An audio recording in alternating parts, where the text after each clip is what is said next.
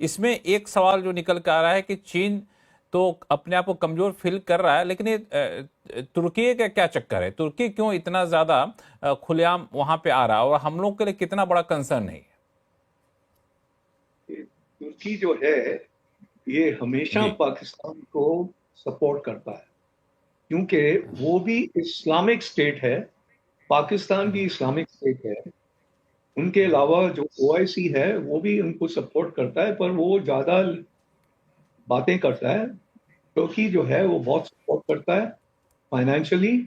और इस मुकाबले में भी इनने क्या किया है कि जो टर्की के यूएवीज हैं ये बहुत अच्छे हैं, ये यूक्रेन में भी यूज हो रहे हैं, इनको दिया है पाकिस्तान को, और वो ये यूज कर रहे हैं, पर इनकी जो कैपेबिलिटी है वो बहुत लिमिटेड है। आपने देखा होगा कि हमने जब स्ट्राइक्स किए हैं, हमारे स्ट्राइक्स जो थे उनके एयर डिफेंस सिस्टम में, उनके मिसाइल साइट्स में, उनके रेडार साइट्स में बहुत प्रिसिशन से अटैक हुआ है यूएवीज के दौरान। क्योंकि हमारे जो यूएवीज थे वो हैवी ड्यूटी थे, कामाकाजी के थे, और बड़ी एक्यूरेट से। हेरोप और हार्पी ये जो कर रहे हैं पूरा नॉर्दर्न साइड में, जो यूएवी भेज रहे हैं वो बहुत छोटे मोटे हैं, उनसे कोई डैमेज ज्यादा नहीं हो सकती है। उसके अलावा हमारी जो कैपेबिलिटी है एयर डिफेंस की, उसका कोई मुकाबला हमने बड़े सोच समझ के बनाया है। कंसेंट्रिक, दूर से, ऊंचाई से, फिर मीडियम ऑल्टीट्यूड, मीडियम डिस्टेंस से, शॉर्ट हाइट, शॉर्ट डिस्टेंस, ये सारा इंटीग्रेट किया है। और इस टाइम पहली दफा हमने क्या किया है कि जो काउंटर यूएस काउंटर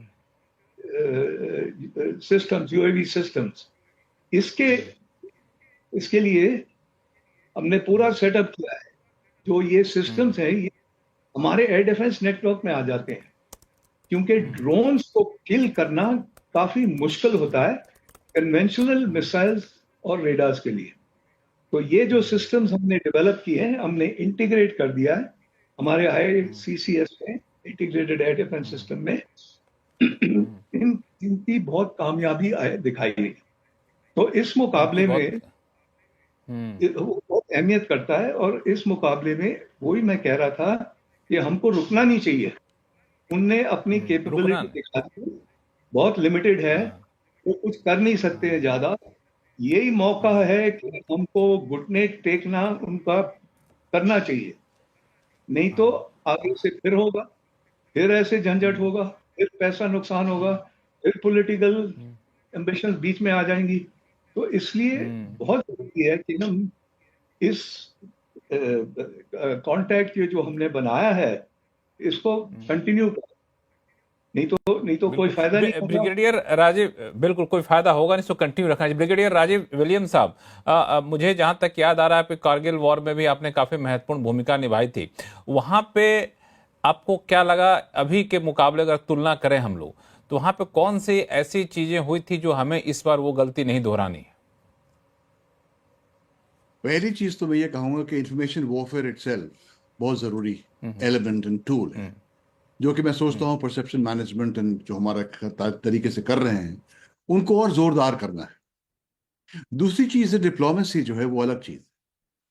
हम रक्षा की तरफ से बात कर रहे हैं, तो डिप्लोमेटिक एफर्ट्स जो हो रहे हैं, चाहे वो ट्रीटीज, IWT और बाकी लोग जो कार्रवाई कर रहे हैं एट द इंटरनेशनल लेवल, वो करते हैं, लेकिन हमें कभी दुश्मन को कमजोर नहीं समझना है। दिक्कतें तब आती जब हम कहते हैं कि एक system is better than the other system. हमारा सिस्टम बहुत अच्छा है और चाइनीज प्रोवाइडेड सिस्टम जो पाकिस्तान इस्तेमाल कर रहा है वो इतना सुपीरियर नहीं है। I think it is the fallacy. हम लोग को दुश्मन की तरीके से करना है। और मेरा यही जो है एक मैसेज है। कारगिल के टाइम पर भी जो है, अगर आप देखें किस तरीके से हमारे यंग ऑफिसर्स, यंग लीडरशिप सामने गई है, and they were leading from the front, and that is the cause of victory to an extent where they were brought to the knees. और इसी तरीके से मैं आज भी सोचता हूं कि बाकी लोग करते रहे, बात करते, लेकिन जो फुट सोल्जर है, टेक्नोलॉजी इज वन पीस, आज उसके पास टेक्नोलॉजी, और आपने देखा किस तरीके से उसने जो है गिराए हैं, ड्रोन्स गिराए हैं, किस तरीके से प्रिसिजन मिसाइल्स लॉन्च किए हैं। लेकिन ग्राउंड सोल्जर को बेसिक टैक्टिक्स कभी नहीं भूलना है। और यही चीज मैं अगर कारगिल के लिए करूं ना, handling the media, and I think that was the first information war, first televised war, जब आप लोग ड्राइंग रूम में बैठ के देख रहे थे। तकरीबन ट्रूथफुली रिपोर्टिंग करोगे, people are with you, the opinion makers, decision makers, सब आपके साथ में जुड़ जाते हैं। किस तरीके से आज जो के फुटेज दिखाई है, कल जो फुटेज दिखाई आप लोगों ने दिखाई है, गवर्नमेंट के प्रेस रिलीजेस आए हैं, that's a very good thing. तो इंटरनेशनल कम्युनिटी देखती है कि सिर्फ स्ट्राइक करके हमने अगर आफ्टर असेसमेंट रिपोर्ट नहीं दिखाया है तो क्वेश्चन मार्क्स आ जाते हैं लोगों के दिमाग में, जो है वो तो बहुत ही लेकिन बेहतरीन आज जो तरीके से सोच इस है फ्रंट पे बहुत इस फ्रंट फर्क पे इस फ्रंट पे विलियम साहब, मुझे लगता है कि बहुत ही हम लोग बेहतरीन काम कर रहे हैं। अब इसको आप Absolutely. देखिए, जो प्रेस कॉन्फ्रेंस भी की जा रही है उसमें विदेश मंत्रालय और रक्षा मंत्रालय दोनों को दिखाया जा रहा है। विदेश सचिव वहां पे रहते हैं, दो हमारे सीनियर ऑफिसर रहती है वहां पे, और दोनों मिल करके प्रेस कॉन्फ्रेंस करते हैं। तो एक तरफ से जो वही मैं परसेप्शन कह रहा बिल्डिंग एक्सरसाइज है वो भी हो रहा है, और साथ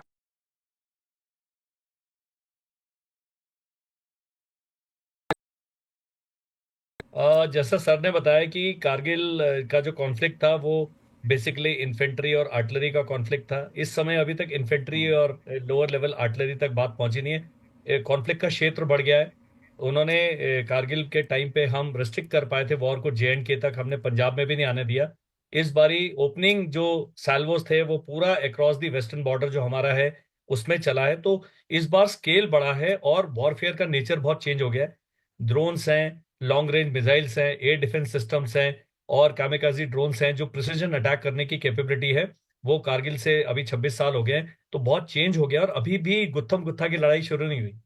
तो हमें बहुत सारा एडवांटेज देखने को मिलता है। Me as a soldier can take pride in stating this that I am so impressed जिस तरह से हमने ये पूरे जो मैट्रिक्स है इसको धीरे धीरे करके एस्केलेट किया है। एंड उनका जो भी सवाल आया उसका हमने मुंह तोड़ जवाब दिया। उन्होंने मिसाइल फायर किया, we had S-400, they said कि आप यहां तक नहीं पहुंच सकते। हमने डीप इनसाइड स्ट्राइक करके बता दिया कि आपके एयर डिफेंस सिस्टम्स को हम अपनी स्ट्रैटेजी, अपनी इंटेलिजेंस से वो कर पा रहे हैं। सर ने जो दूसरा पॉइंट बताया कि information warfare shaping the perception is very important. The world has to believe that we are legitimate in launching these operations, crossing the border and punishing the enemy. And enemy soldiers and the population should feel कि भाई ये costly war है, इसे हमें दोबारा नहीं करना है। एलो वाले सर ने बिल्कुल सही बताया कि कमर तोड़े बिना हमें रुकना नहीं चाहिए, नहीं तो फिर दोबारा होगा। तो मैं इसको ऐसे देखता हूं कि इस बार जो डिसीजन है मिलिट्री, इकोनॉमिक, डिप्लोमेटिक, हर लेवल पे एंड इंफॉर्मेशन लेवल पे हमें सभी डोमेन्स में विक्ट्री के बिना इस जो कॉन्फ्लिक्ट है इसको सीज नहीं करना है, फॉरेन इंटरफेरेंस को एक्सेप्ट नहीं करना है। एंड जब तक दुश्मन अपने घुटनों पर नहीं आ जाता, वी शुड नॉट, जिसे कहते हैं प्रेशर, हमने कम नहीं करना है और मुंह तोड़ जवाब देना है। और अपने जो सिविलियन टारगेट्स को नहीं एंगेज करने की जो हमारी पॉलिसी है उस पर हमने बने रहना है। और पूरे वर्ल्ड को पता होना चाहिए कि हम केपेबल हैं अपने नेशनल इंटरेस्ट को, नेशनल इंटीग्रिटी को, सॉवरेनिटी को डिफेंड करने के लिए। कम वॉट में उनके साथ कोई भी आ जाए, हम सबसे लोहा लेने के लिए और उनका सबसे लोहा लेने के तैयार।